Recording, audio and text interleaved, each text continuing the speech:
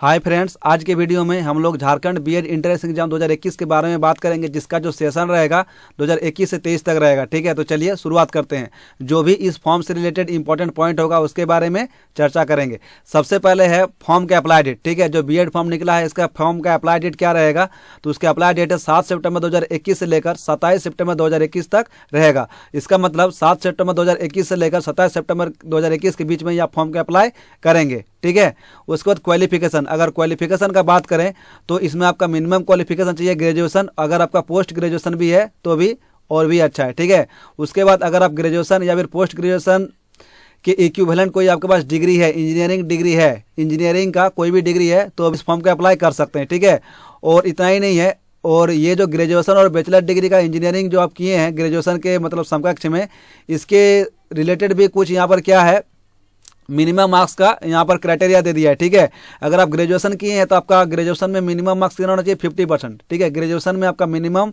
Marks जो होना चाहिए वो होना चाहिए 50%। और अगर आप इंजीनियरिंग डिग्री से किए हैं तो इंजीनियरिंग डिग्री में आपका कितना होना चाहिए, 55%। ठीक है, उसके बाद मन में सवाल होगा कि क्या इस साल जो अपियरिंग स्टूडेंट हैं वो इस फॉर्म का अप्लाई कर सकते हैं कि नहीं कर सकते हैं। तो हाँ, फॉर्म का अप्लाई कर सकते हैं, लेकिन वो एलिजिबल तभी होंगे अगर उनका रिजल्ट 27 सितंबर 2021 तक उनका रिजल्ट आ जाता है, तभी वो एलिजिबल होंगे, नहीं तो फिर डिस्क्वालीफाई कर दिया जाएगा या फिर फॉर्म को रिजेक्ट कर दिया जाएगा। ठीक है, उसके बाद अगर एज का बात करें कि मिनिमम एज कितना चाहिए और मैक्सिमम एज कितना तक हो सकता है, तो कोई भी एज लिमिट नहीं है, यहाँ पर मेंशन नहीं है कि कितना एज होना ही चाहिए। आपका सिर्फ डिग्री होना चाहिए ग्रेजुएशन का, ठीक है, या फिर इंजीनियरिंग का डिग्री होना चाहिए जो कि ग्रेजुएशन लेवल का होना चाहिए। उसके बाद अगर आगे देखेंगे तो एग्जाम फी का अगर बात करें तो एग्जाम फी यूआर और ईडब्ल्यूएस का होना चाहिए 500, ओबीसी का होना चाहिए 375, और एससी एसटी ओबीसी या फिर महिलाओं के लिए, यहाँ पर महिला छूट गया है, एससी एसटी ओबीसी या फिर महिलाओं के लिए कितना होना चाहिए, 250, अनरिजर्व और ईडब्ल्यूएस का 500, ओबीसी का 375, एससी एसटी ओबीसी का 250।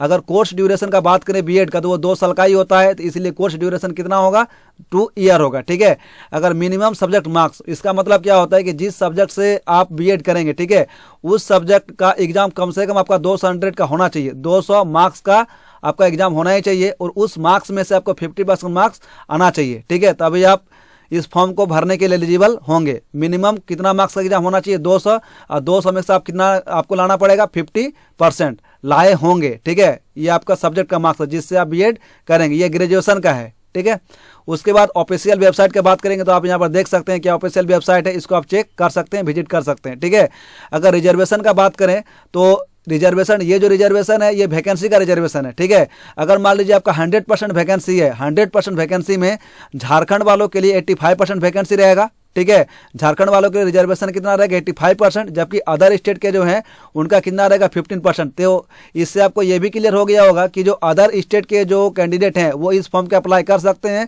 कि नहीं कर सकते। हाँ, इस फॉर्म के अप्लाई कर सकते हैं, लेकिन उनका जो मतलब जो वैकेंसी होगा 15% तक ही मान्य किया जाएगा। ठीक है, उसके बाद और आगे देखते हैं, अगर इंपॉर्टेंट डॉक्यूमेंट का बात करें, इस फॉर्म को अप्लाई करने के लिए आपके पास कौन कौन सा डॉक्यूमेंट होना चाहिए। सबसे पहला बात, आपके पास जो ब्लू कलर का दिख रहा होगा ये सभी के पास होना चाहिए। ठीक है, मतलब जैसे कि 10th का marksheet, residential certificate, graduation marksheet, post graduation marksheet. ठीक है, अगर ये नहीं है तो चल जाएगा, लेकिन ग्रेजुएशन का मार्कशीट आपके पास होना ही चाहिए, photo, signature, left thumb impression. इसके अलावा जो कास्ट से बिलोंग करते हैं उनके पास कास्ट सर्टिफिकेट होना चाहिए, जैसे एसटी एससी ओबीसी के पास कास्ट सर्टिफिकेट होना चाहिए। अगर कोई इकोनॉमिक वीकर सेक्शन से अगर बिलोंग करते हैं, ठीक है, कम के लिए, तो वो ईडब्ल्यूएस सर्टिफिकेट उनके पास होना चाहिए। ये तो जनरल वालों के लिए है। ठीक है, और अगर जिनके पास एनएसएस या फिर एनसीसी सर्टिफिकेट है वो भी इसमें दे सकते हैं, ये जरूरी नहीं है लेकिन वो दे सकते हैं अगर उनके पास है तो।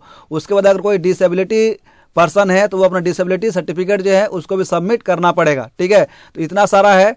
आपको फोटो, सिग्नेचर, लेफ्ट थंब ये तो ऐसे ही अप्लाई करना है, लेकिन 10th का मार्कशीट से लेकर डिसेबिलिटी सर्टिफिकेट तक ये आपको पीडीएफ बनाकर एक ही फाइल में अपलोड करना पड़ेगा। ठीक है, जितना भी यहाँ पर दिख रहा होगा।